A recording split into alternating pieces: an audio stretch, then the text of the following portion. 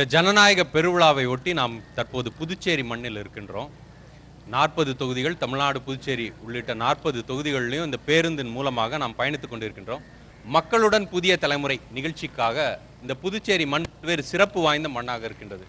பாரதியார் வாழ்ந்த இடம், பாரதிதாசன் பிறந்த இடம், பாப்பா பாட்டு, குயில் பாட்டு போன்ற படைப்புகள் படைக்கப்பட்ட இந்த இடம் பிரெஞ்சு கலாச்சாரத்தின் சாளரமாகவும் இருக்கின்றது. இந்த பகுதியின் பிரச்சனைகளை குறித்து தான் பேச போகிறோம். அந்த பிரச்சனைகளை பேசுவதற்காக பல பொதுமக்கள், சமூக ஆர்வலர்கள், பல அமைப்பை சார்ந்தவர்களும் நம்மோடு இணைந்திருக்கின்றார்கள். வாருங்கள், அவரோடு பேசலாம்.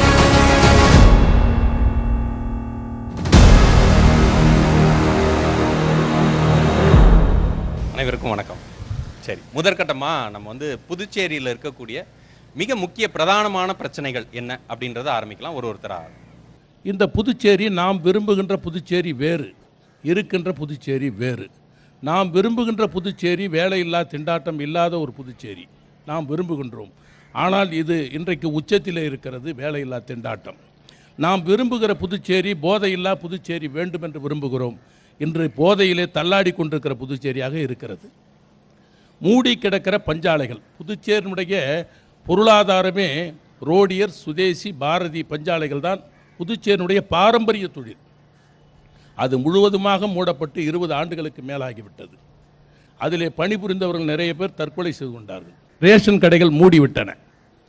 அதற்கு அடுத்தாறு போல் பார்த்தீங்கன்னு சொன்னால் நியாய விலை கடைகளே இல்லை, ரேஷன் கடைகளே புதுச்சேரியில் இல்லை. 7850 தொழிற்சாலைகள், சிறிய பெரிய நடுத்தர தொழிற்சாலைகள் இருந்தன. 2 லட்சம் பேர் உள்ளூர் வெளியூர் தொழிலாளர்கள் வேலை செய்தார்கள். இவை அனைத்தும் இன்றைக்கு பறிக்கப்பட்டு சற்றேறக்குறைய 3500 தொழிற்சாலைகள் வெளியே சென்று விட்டன. சமச்சீர் வரி ஒரு பக்கம் நம்மை கொன்றது, ஜிஎஸ்டி மறுபுறம் கொன்றது. ஆக தொழிற்சாலைகள் மூடி கிடக்கின்றன. விவசாய விளைநிலங்கள் விவசாயம் சாராத வகையில் பயன்படுத்தப்படுகின்றன. நீராதாரம் பறிக்கப்பட்டிருக்கிறது. தடுப்பணைகள் இல்லை. உப்பு நீர் உட்புகுந்து குடிப்பதற்கே லாயக்கற்ற நிலை. பல பிரச்சனைகளை பட்டியலிட்டிருக்கீங்க. பல பிரச்சனைகளை பட்டியல் வேற என்ன பிரச்சனைகள்? இந்த ரயில் பாதை என்று சொல்லக்கூடிய கடலூருக்கும் திண்டிவனம் மற்றும் சென்னை பகுதிக்கும் பல ஆண்டுகளாக சொல்லப்பட்டு வரும் ரயில் பாதை திட்டம் இன்னும் இதுவரை நிறைவேற்றப்படவில்லை. இருந்தாலும் புதுச்சேரியில் கேளிக்கைகள்லாம் மிகுந்த மாநிலமாக மாறுகின்றத ஒழிய ஒரு வளர்ச்சி பாதைக்கு செல்லக்கூடிய மாநிலமாக இன்னும் புதுச்சேரி மாறவில்லை என்பதுதான் தனிப்பட்ட கருத்து. மற்ற மாநிலங்களைப் போல இல்லாமல் இது ஒரு யூனியன் ஆட்சி பரப்பு என்ற காரணத்தால் இது செயல்பட முடியாமல் இருக்கின்றது. ஆகவே புதுச்சேரி மாநிலத்துக்கு சிறப்பான ஒரு மாநில ஆட்சி தேவை. தனி மாநில அந்தஸ்து இருந்தால் இந்த மாநிலம் இன்னும் மிகப்பெரிய முன்னேற்றத்தை அடைவதற்கு வழிவகை காணும். சரி சரி சொல்லு. நாங்கள் இந்திய அரசுக்கிட்ட என்ன கேட்குறோன்னா, எங்களுக்கு நீங்கள் தனி மாநில தகுதி கொடுங்க, புதுச்சேரிக்கான கடனை தள்ளுபடி பண்ணுங்க. எங்கள் புதுச்சேரி நீ மிகப்பெரிய பின்னாடி ரெண்டாவது கல்வி. இப்போ ஐயா சொன்னாங்க இல்லைங்களா, தமிழ் மொழின்னு சொல்லிட்டு. இன்றைக்கி அந்த தமிழ் மொழி எங்கள் கல்வி கிடையாது. முழுக்க சிபிஎஸ்சின்னு கொண்டு வந்துட்டு தேசிய கல்விக் கொள்கையை திணிச்சிட்டு எங்கள் தமிழ் மொழியை அழிச்சிட்டு இங்கே மிகப்பெரிய ஒரு கலாச்சாரத்திற்கு மிகப்பெரிய ஒரு பின்னடைவு தான் ஏற்படுத்தினுக்கிறாங்க. எங்கள் புதுச்சேரிக்கு முதல்ல எங்கள் தாய்மொழியை நாங்கள் பாதுகாக்கணும். 11ஆம் வகுப்பில் போன ஆண்டு 4 மாதங்கள் பள்ளிக்கூடம் திறந்து 4 மாதங்களுக்கு பிறகு தான் பாடப்புத்தகங்கள் கொடுத்தாங்க. ஒரு மாநில பாடத்திட்டத்தில் வந்து கொண்டிருந்த மாணவர்களும் ஆசிரியர்களும் சிபிஎஸ்சி பாடத்திட்டத்தை எதிர்கொள்வதற்கான எந்த ஒரு பயிற்சியும் ஆசிரியர்களுக்கும் இல்லை. அதை ஏற்றுக்கொள்ளக்கூடிய வகையிலே மாணவர்களுக்கும் அந்த திறன் இல்லை. இப்படிப்பட்ட சூழலில் இந்த சிபிஎஸ்சி பாடத்திட்டத்தினுடைய வரலாறு பார்த்திங்கன்னா, தமிழர்களுடைய வரலாறு, புதுச்சேரியினுடைய வரலாறு இந்த பாடத்திட்டத்தில் கிடையாது. பேரண்ட்ஸை போய் கேட்டிங்கன்னா சிபிஎஸ்சினா அது நல்ல சிலபஸ் அப்படின்ற ஒரு பிம்பம் இருக்குல்ல, அது உண்மை இல்லைன்னு நீங்கள் சொல்கிறீங்க. இதற்கு நான் சொல்கிறேன். இப்படி ஒரு தோற்றம் இருந்ததுனால தமிழ்நாடு அரசு இந்த சமச்சீர் கல்வியை கொண்டுட்டு வரும்பொழுதே மிகப்பெரிய அளவில் ஒரு பாடத்திட்டத்தை கொண்டு வந்தாங்க. இன்றைக்கி இருக்கக்கூடிய மாணவர்கள் சரி, சிபிஎஸ்சி பாடத்திட்டத்துக்கும் இதற்கும் ஒரு 5 விழுக்காடு அளவுக்கு தான் வேறுபாடு இருக்கும். சிபிஎஸ்சி தான் தரமான கல்வி திட்டமாக இருக்குது, மாநில பாடத்திட்டம் அப்படி இல்லை அப்படின்ற பிம்பம் தானே இருக்குதுன்னு கேட்குறேன். இல்லை, இது இக்கரைக்கு அக்கறை பச்சைங்கிற மாதிரியும் தமிழர்களுக்கே உள்ள இயல்பான தாழ்வு மனப்பான்மை, தமிழை விட ஆங்கிலம் சிறந்தது அப்படிங்கிற ஒரு எண்ணம். அதை போலவே இங்கே நடுவண் அரசு பாடத்திட்டம் தான் உயர்ந்ததுங்கிற ஒரு கருத்தை உருவாக்கி இருக்கிறாங்க. அதுதான் காரணம். பொருளாதாரத்தில் முன்னேறணும்னா நிலையான ஒரு தொழில் வளர்ச்சி, வணிக வளர்ச்சி தேவை. 20 ஆண்டுகளுக்கு முன்னாடி கைப்பற்றப்பட்ட சிறப்பு பொருளாதார மண்டலத்துக்கான நிலங்கள் இதுவரைக்கும் மத்திய அரசின் கையில் இருந்தது. கடந்த ஓராண்டாக அது மாநில அரசினுடைய பொறுப்புக்கு கொடுக்கப்பட்டிருக்குது. அதற்காக மாநில அரசும் தொழில்துறையில் தொழில் கொள்கையை புதுசாக உருவாக்கிக்கிட்டு வராங்க. அந்த தொழில் கொள்கையை வந்து விரைவில் நடைமுறைக்கு கொண்டு வந்து தொழில் வளர்ச்சி இருந்தால் மட்டும்தான் கடந்த 15 ஆண்டுகளுக்கு முன்பு நிதி அதிகமாக இருந்ததுன்னு ஒப்படைக்கப்பட்ட காலம் போய் இன்று நிதி வேணும்னு நாம் கேட்டு கெஞ்சி பெற வேண்டிய நிலையில் இருக்கோம். அந்த நிலை மாறணும்னா தொழில்துறையும் வணிகமும் சிறக்கணும். அதுக்கு தொழில்துறைக்கு வந்து நம்மளுடைய தொழில் சிறப்பு பொருளாதார மன்றத்தில் 800 ஏக்கர் நிலம் கையகப்படுத்தப்பட்டு இருக்குது. அந்த இடத்துல புதிய தொழில்கள் வருவதற்கு புதிய தொழிற்கொள்கையை உருவாக்குறாங்க. அந்த கொள்கையை வந்து விரைவில் நடைமுறைப்படுத்தப்படும் போது நிறைய தொழிற்சாலைகள் புதுவைக்கு வரும். அதனால இளைஞர்களுக்கு நிறைய வேலை வாய்ப்புகள் கிடைக்கும். அதனால மாநில அரசுக்கு வரி வருவாய் பிற வருவாய்களும் கிடைக்கிறதுக்கு வாய்ப்பு இருக்குது. எலக்ட்ரிசிட்டி போர்டு அது வந்து நல்ல லாபகரமாக இருந்துட்டு இருந்தது சொன்னாங்க. ஆனால் இப்போ வந்து அதை வந்து தனியாருக்கு விற்றுட்டு ஸ்மார்ட் மீட்டர் பொறுத்துறாங்க, ப்ரீபெய்ட் மீட்டர். இப்போ நாங்கள் என்ன பண்ணோம், பணம் கட்டிடுவோம், அதோட யூனிட் முடிஞ்சு போச்சுன்னா ஆட்டோமேட்டிக்காக கரண்ட் நின்று போயிடும். அதை நினைக்கும் போதே பயமாக இருக்குது எப்படி இருக்கும்னு சொல்லி. ஸ்மார்ட் மீட்டர் பொறுத்துற பணிகள் ஆரம்பிச்சிருச்சிங்களா? ஸ்மார்ட் மீட்டர் வந்துருச்சு, பொறுத்துற பணியை ஆரம்பிக்கிறாங்கன்னு சொன்னாங்க. சரி சரி. இதுக்கு காரணம் வந்து தனியார் மயம் விட்டது தான். தமிழ் மொழி கல்வியை பொறுத்த வரைக்கும் பார்த்தீங்கன்னா புதுச்சேரியில் கட்டாய பாடமாக இருந்த கல்வி. ஆனால் இன்றைக்கு பார்த்தீங்கன்னா இன்றைக்கி வந்து அது வந்து நினைச்சா படிக்கலான்ற மாதிரியான ஒரு சூழலை ஆட்சியாளர்கள் வந்து ஏற்படுத்தியிருக்கிறாங்க. ஏன்னா புதுச்சேரியில் இருக்கிற ஆட்சியாளர்களும் தமிழர்கள் தான். இதை உணர்ந்து கட்டாய பாடமாக தமிழை கொண்டு வரணும்னு வலியுறுத்துகிறோம். அதோட இன்னொன்று கருத்துன்னு பார்த்தீங்கன்னா புதுச்சேரினாலே நம்ம எல்லாருக்கும் உடனே நினைவுக்கு வர்றது அந்த மது சம்மந்தப்பட்டது தான். இன்றைக்கி மதுவால் நம்ம புதுச்சேரியுடைய பண்பாடு கலாச்சாரம் முற்றிலும் சீரழிஞ்சு கிடக்கிறது. இந்த ஆட்சியாளர்கிட்ட இந்த நேரத்தில் கோரிக்கையாக வைக்கிறேன், மதுக்கடைகள் எண்ணிக்கையை கணிசமாக குறைங்க. நகரத்தை பற்றியே பேசியிருக்கிறோம், கிராமப்புறங்களில் வந்து கண்டுக்கிறதே இல்லை. கிராமப்புறங்களில் இருக்கிற வில்லேஜ் தமிழகத்தை ஒட்டி இருக்கிற பல்வேறு கிராமங்கள் வந்து கடைக்கோடியில் இருக்குது. அந்த கிராமத்துடைய அரசு பள்ளியில் படிக்கிற மாணவர்களுக்கு வேலை வாய்ப்போ அல்லது அங்கே இருக்கிற மக்களுக்கு அடிப்படை பேசிக், அதாவது விளிம்பு நிலையில் இருக்கிற மக்களுக்கான இலவச மனை பட்டாக்களை இதுவே போன்ற அரசு வந்து எந்த முன்னேற்றமும் எடுத்துக்கிறது. ஏன்னு சொன்னால் பிரெஞ்சு கலாச்சாரம் கொண்ட நம்ம மாநிலம், பிரெஞ்சு கலாச்சாரம் கொண்ட நம்முடைய மாநிலம், அவர்களோடவே நாம் இருந்திருக்கலாமே வாழ்ந்திருக்கலாமே என்ற எண்ணம் வந்து இன்றைக்கி மக்கள் மத்தியில் வந்திருக்கு. ஏன்னு கேட்டிங்கன்னா மத்திய அரசு தொடர்ந்து எந்த மாநிலத்திலும் இல்லாத புதுச்சேரி மாநிலத்தில் எதையெல்லாம் அவசர நிலையாக கொண்டாந்து திணிக்கிறது இந்த மக்கள் மத்தியில். இது வந்து எப்படி எடுத்துக்கிட்டு நாங்கள் தெரியல. எல்லாருமே கிட்டத்தட்ட நான் புரிஞ்சுக்கிறது ஒரு மாநில சுயாட்சின்ற அந்த ஒரு தாக்கம் வந்து தொடர்ச்சியா இருக்குது. அது வந்து இந்த கலாச்சார சீர்கேடு, மொழி நமக்கு படிக்க முடியாம இருக்கிறது, இந்த மாதிரி பல்வேறு விஷயங்கள் எல்லாமே நான் புரிஞ்சுக்கிறேன். சரி, மற்றவர்கள் நம்ம தமிழகத்தில் இருக்கிற மக்கள் பாண்டிச்சேரியை நோக்கி வேலை வாய்ப்புக்கும் கல்விக்கும் வந்தாங்க. பாண்டிச்சேரி வந்து அவ்வளோ சுபிட்சமாக இருந்தது. இப்போ இந்த 10 ஆண்டுகளுக்கு பிறகு பார்த்தீங்கன்னா பாண்டிச்சேரியில் இருக்கவங்கள தமிழ்நாட்டுக்கு திருப்பி போகலாமான்னு தோணுது. அந்த அளவுக்கு இங்கே வந்து தொழில் வளர்ச்சியோ வேலை வாய்ப்போ இல்லாமல் போன ஒரு காரணம் வந்து இந்த 10 ஆண்டுகளாக வந்து தொடர்ந்து நடந்துட்டு இருக்குது. குறிப்பாக பெண்களுக்கான பாதுகாப்பு இங்கே மறுக்கப்படுகிறது. பெண்கள் வந்து சுதந்திரமாக பாண்டிச்சேரியில் நடக்கணுமா அப்படின்ற ஒரு கேள்விக்குறியில் தான் இன்றைக்கி போயிட்டுருக்குது. உங்களுக்கு தெரியும், ஒரு போன மாதத்தில் அந்த குழந்தை வந்து பாலியல் பலாத்காரம் பண்ணப்பட்டா. இது வந்து வெளியில் தெரிஞ்சது, தெரியாத நிறைய இருக்குது. ஏன்னா இது ஏன் இந்த மாதிரி ஒரு சூழல் வருது, இது யாரு காரணம்? இந்த அந்த பையன் போயிட்டு பண்ணுறான் அப்படின்னா அவனை தூண்ட வச்சது எது? மது, கஞ்சா. அவனோட அந்த அளவுக்கு வந்து புழக்கத்தில் விட்டுட்டாங்க. யாரும் போய் எதிர்த்து கேள்வி கேட்க முடியாத ஒரு அறிவை முழங்க வச்சுட்டாங்க. இப்போ அந்த மாதிரி ஒரு சூழல் தான் போயிட்டு இருக்குது. பெண்களுக்கான பாதுகாப்பு இல்லை. பெண்களுக்கு வந்து 100 நாள் வேலை திட்டம் இருக்குது கிராமப்புறங்களில். பேருக்கு தான் 100 நாள், ஆனால் 10 நாள் மட்டும்தான் அவங்களுக்கு வேலை கிடைக்குது. அதுக்கான நிதி கொடுக்கறது கிடையாது. இப்போ அவங்க எப்படி வந்து அந்த 100 நாள் வந்தால் தானே அந்த கிராமத்தோட வளர்ச்சி பெருகும், அந்த குடும்பத்தோட வளர்ச்சி பெருகும். அந்த கிராம சுற்றுப்புற சூழல்கள் வந்து நம்ம வந்து தாராளமாக அந்த ஒரு குளங்களை வெட்டணும், ஒரு சாலை வசதியை ஏற்படுத்தணும்னா அந்த 100 நாள் வேலை தானே திட்டம் தானே பயன்படும். அதுவும் கிடையாது. தொழிலாளர் பாண்டிச்சேரியில் துப்புரவு தொழிலாளர் கிட்டத்தட்ட ஒரு 1500 பேர் இருக்காங்க. இந்த 1500 பேருக்கும் சம்பளம் மட்டும் கொடுக்கறது கிடையாது. 8 மணி நேரத்துக்கு 12 மணி நேரம் வேலை வாங்குறாங்க. அவங்களுக்கான பணி பாதுகாப்பு, ஊதியம் சரியா கிடையாது. அரசாங்கம் அவங்களுக்கான திட்டங்களை சரியான செயல்படுத்தல இல்லை. வாரியம் ஒன்று அமைக்கணும், அந்த வாரியம் அமைச்சு கொடுக்கறது கிடையாது. தொழிலாளர்களுக்கு, அமைப்பு சாரா தொழிலாளருக்கு வாரியம் கிடையாது, துப்புரவு தொழிலாளருக்கு வாரியம் கிடையாது. இவங்க நினைச்சா ஒரு 18 தொழிலாளருக்கு மட்டும் வாரியம் வைப்பாங்க. இந்த மாதிரி வாரிய ஸ்கீம் பாண்டிச்சேரியில் கிடையாது. இருக்கிறது ஒரே ஒரு வாரியம், அதுவும் கட்டுமான தொழிலாளர் வாரியம். எந்த வேலை நடக்கணும்னாலும் லஞ்சம். இங்கே வெளி மாநிலத்திலேருந்து வர்றாங்க, ஒரு 10,000 12,000 கொடுத்து ரேஷன் கார்டு சிவப்பு கார்டு வரைக்கும் வாங்கிடுறாங்க.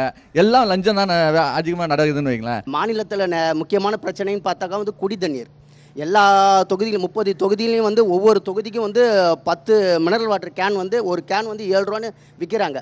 ஒரு சட்டமன்ற உறுப்பினர் மனசு வச்சாக்கா அந்த தொகுதியில் இருக்கிறவங்களுக்கு அந்த 7 ரூபான்றதை வந்து அவரே வந்து தன்னுடைய பேக்கெட்லேருந்தே கொடுத்து கூட வந்து இலவசமாக கூட அதை செய்திடலாம். அப்படி வந்து 30 பேரில் வந்து ஒரு ஆள் செய்தாக்கா மீதி 29 பேர் வந்து செய்வாங்க. புரியுதுங்களா? அது வந்து இப்போ ஒரு கோரிக்கைன்னு வந்து இப்போ நம்ம போயிட்டு வந்து வெற்றி பெற்ற ஒரு சட்டமன்றத்தை வச்சாக்கா நீங்கள் வந்து ஏற்கனவே இருந்தவங்க வந்து உங்களுக்கு என்ன செய்தாங்கன்னு அவங்க கேட்குறாங்க. எல்லா மாநிலத்திலும் மருத்துவக் கல்லூரியில் 50% இடஒதுக்கீடு கொடுக்குறாங்க. தமிழகத்தில் 65% கொடுக்குறாங்க. புதுச்சேரியில் 33% மட்டும்தான் கொடுக்குறாங்க. ஆனால் இங்கே பாண்டிச்சேரியில் 9 மருத்துவக் கல்லூரிகள் இருக்குது. இங்கே கிடைக்கிறது 359 சீட்டு தான். ஆனால் அந்த 9 மருத்துவக் கல்லூரியில் இருக்குது 1855 மருத்துவ மாணவர் சேர்க்கை இருக்குது. குறைந்த மதிப்பீட்டில் கொடுக்கறதுனால புதுச்சேரி மாணவர்கள் பாதிக்கிறாங்க. இங்கே மருத்துவக் கல்லூரியில் வச்சு இங்கேருந்து புதுச்சேரியோட மின்சாரம், குடிநீர் இடங்களெல்லாம் பெற்றுக்கொண்டு நம்ம புதுச்சேரிக்கு வந்து மாணவர் சேர்க்கைக்கு இடம் கொடுக்காதது மிக 70% வெளி மாணவர்களுக்கு வாய்ப்பு இல்லாம. அதே மாதிரி பாண்டிச்சேரி யூனிவர்சிட்டியில் நிறைய கோர்சஸ் இருக்குது. வெளி மாநில மாணவர்கள் தான் படிக்கிறாங்க. புதுச்சேரி மாணவர்கள் பார்த்தீங்கன்னா 15% மட்டும் தான் படிக்கிறாங்க. அதனால இது வந்து 50% இடஒதுக்கீடு கொடுத்து அப்பதான் கல்வி வளர்ந்தாதான் ஒரு மாநிலம் வளரும். இந்த பகுதி மாணவர்கள் படிச்சாதான் அவர்கள் வளர முடியும், இந்த மாநிலம் வளர முடியும். அதற்கான ஆவணம் செய்யணும். இன்னைக்கு இந்த போதைப் பொருட்கள்லாம் வரதுக்கு காரணமே வெளிமாநில மாணவர்கள் இங்கே இருக்கிறதுனால தான் அதிகமாக வருதுங்கிறத என்னுடைய குற்றச்சாட்டு. புதுச்சேரியில் மிக அடித்தளத்தில் வாழக்கூடிய, வறுமை கோட்டிற்கு கீழ் வாழக்கூடிய பல மக்கள் இங்கே இருக்கின்றார்கள். அவங்களுக்கு சாதாரணமாக குறிப்பாக சொல்ல போனால் பெண்கள் சம்மந்தப்பட்டு மட்டுமே சொல்கிறேன். ரேஷன் கடையை திறந்து அவங்களுக்கு வழங்க வேண்டிய அரிசியை இது வரைக்கும் இந்த புதுச்சேரி அரசாங்கம் நடவடிக்கை எடுத்து இது வரைக்கும் கொடுக்கல. அவங்களுக்கு பணம் கொடுக்குறேன்னு சொல்கிறாங்க, அரிசிக்கான பணத்தை கொடுக்குறேன்னு சொல்கிறாங்க. இந்த பணம் என்ன ஆகுதுன்னு கேட்டிங்கனாக்கா, அந்த பணம் பேங்க்கில் போய் ஒவ்வொருத்தருடைய அக்கௌண்ட்லையும் போய் விடுது. அதில் என்ன பண்ணுறாங்கனாக்கா, அவங்களுடைய மினிமம் பேலன்ஸ் பணம் சரியா வந்துருதுங்களா? அதுதான் சொல்ல வரேன். அந்த மினிமம் பேலன்ஸ் அப்படின்றது எல்லாருடைய அக்கௌண்ட்லையும் மெயின்டைன் பண்ணுவாங்கன்னு சொல்ல முடியாதுன்னா எல்லாருமே கஷ்டப்படுற சூழ்நிலை உள்ளவங்க. இது என்ன ஆகுதுனாக்கா, அந்த மினிமம் பேலன்ஸ் மெயின்டைன் பண்ணல அப்படின்ற காரணத்தினால பேங்க்கில் அதை பிடிச்சிடுறாங்க. ஸோ முறையாக அவங்க கைக்கு எந்த பணமும் போய் சேர்றதில்லை. இந்த புதுச்சேரி மக்கள் பார்த்தீங்கன்னா தமிழ்நாட்டை பார்த்து ஏங்கக்கூடிய அளவில் நாங்கள் எல்லாருமே இருக்கிறோம். இப்போ பார்த்தீங்கன்னா தமிழ்நாட்டில் மாதம் 1000 ரூபாய் உரிமை தொகை கொடுக்குறாங்க. அந்த 1000 ரூபாய் உரிமை தொகையை இங்கே புதுச்சேரியிலையும் கொடுக்குறேன்னு செயல்படுத்துகிறேன்ற பேரில் வெறும் 13,000 பேருக்கு மட்டுமே கொடுத்தாங்க. இப்போது 5.5 லட்சம் பெண்கள் இருக்கிறாங்க. அதாவது மொத்தம் 4.5 லட்சம் ஆண்கள் ஓட்டு, 5.5 லட்சம் பெண்கள் ஓட்டு இருக்குது புதுச்சேரி மாநிலத்தில். மொத்தம் 17 லட்சம் மக்கள் வசிக்கிறாங்க இந்த ஊரில். வெறும் 13,000 பேருக்கு மட்டுமே கொடுக்குறீங்கன்னா அவங்க மட்டும் தகுதியானவர்களாக அவங்க எப்படி தீர்மானிக்கிறாங்க? அவங்களுக்கு வயசு நிர்ணயம் பண்ணி 54 வயசுக்கு மேற்பட்டால் அவங்களுக்கு அந்த இடத்துல உதவித்தொகை கிடையாது. அதே மாதிரி அதில் பென்ஷன் யாராவது வாங்கினாங்கனாக்கா உதவித்தொகை கிடையாது. சில காரணங்கள் அதில் முன்வைக்கிறாங்க. ஆனால் அந்த காரணங்களை முன்வைச்சாலும் அதை வாங்கக்கூடிய தகுதி உள்ளவங்க இன்னும் நிறைய பேர் இந்த புதுச்சேரி மண்ணில் இருக்காங்க. அனைவருக்கும் கிடைக்கணும். புதுமை பெண் திட்டத்தில் தமிழ்நாட்டில் கல்லூரி மாணவர்கள் நிறைய பயனடைஞ்சிட்டு வராங்க. அந்த மாதிரி திட்டம் இங்கே செயல்படுத்தினாக்கா இங்கே புதுச்சேரியில் வாழக்கூடிய ஏழை பெண்கள் இடையில பாதியில் நிறுத்தின எத்தனையோ கல்லூரி பெண்கள் மீண்டும் படிப்பை திறந்து ஒரு படித்த சமுதாயத்தை புதுச்சேரியில் கொண்டு வர முடியும். பெண்களுக்கான திட்டங்களை இந்த புதுச்சேரி அரசாங்கம் செயல்படுத்தணும். புதுச்சேரியில் இளைஞர்கள், முக்காவாசி இளைஞர்கள் வெளி மாநிலத்தில் தான் வேலை செஞ்சுட்டு இருக்காங்க, வெளிநாட்டில் தான் வேலை செஞ்சுட்டு இருக்காங்க. இங்கே மண்ணின் மைந்தர்களுக்கு வேலையே கிடையாது. ஆனால் வெளி மாநிலத்திலிருந்து தொழில் செய்ய வரவங்க தொழில் செஞ்சுட்டு தான் இருக்காங்க. அப்போது இங்கே சரியான ஒரு அணுகுமுறை கிடையாது. தொழில்கள், அதாவது அந்த காலத்தில் பல ஆலைகள் இருந்தது. புதுவைக்கே பெருமை சேர்க்கிற ஏஎஃப்டி, பாரதி மில் எல்லாமே மூடியாச்சு. இன்னைக்கு தொழிலே கிடையாது. ஆனால் இளைஞர்கள் எல்லாமே வெளியூரில் வேலை செஞ்சுட்டு இருக்காங்க. இப்போ இங்கே இருக்கிற மாணவர்கள்லாம் படிச்சுட்டு இப்போ தமிழ்நாட்டுக்கு போகிறாங்க. பெண்கள் கூட பாதுகாப்பு அவங்களுக்கு இப்போ நான் ஒரு பெண்ணை பெற்றிருக்கிறேன்னு சொன்னால் அந்த பெண்ணை அங்கே அனுப்பிட்டு ரொம்ப ஒரு இதாக இருக்குது. ஒரு தாயாக ரொம்ப ஃபீல் பண்ணுறேன். என் மக சாப்பிட்டாலா எப்படி அது மாதிரி இங்கே அந்த தொழிற்சாலைகளை ஏன் இந்த அரசியல்வாதிகள் கொண்டு வர? குழந்தைங்க வெளியே போய் வேலை செய்யும் போது உங்களுக்கு ஒரு கஷ்டமாக இருக்கு. நம்ம குழந்தைங்க நம்மளுக்கு இங்கே வேலை வாய்ப்பை உருவாக்கி தரணும்ன்றது அப்படின்ற ஒரு கஷ்டம் ரொம்ப மனசுக்கு பாதிப்பா இருக்குது. இந்த மாநில உரிமை தொகையும் கிடையாது, இலவச பஸ் வசதி கிடையாது, அப்புறம் ரேஷன் கடையும் கிடையாது. ரேஷன் கடையில் போடுற அந்த பொருள்கள் கிடைக்க மாட்டுது. சிலிண்டர் விலையும் ஏறி போச்சு. அரிசி விலை பார்த்தீங்கன்னா முதல்ல 40 ரூபா வித்த அரிசி, சாப்பாட்டு அரிசி இன்னைக்கு 70 ரூபா விற்கிதுங்க. அதே மாதிரியே தோரம்பயிர் விலை, எல்லா விலையுமே ஏறி போச்சு. எப்படி இங்கே சாதாரண மக்கள் குடும்பம் நடத்துவாங்க? பெரிய சிக்கலா இருக்கு, கடினமா இருக்கு. பெண்களுக்கு கடினமா இருக்கு. வேலை வாய்ப்பு வேணும். செவிலியர் மற்றும் செவிலியர் மாணவர்கள் கற்பிக்கிற ஆசிரியர் சார்பாக நான் பேசுகிறேன்.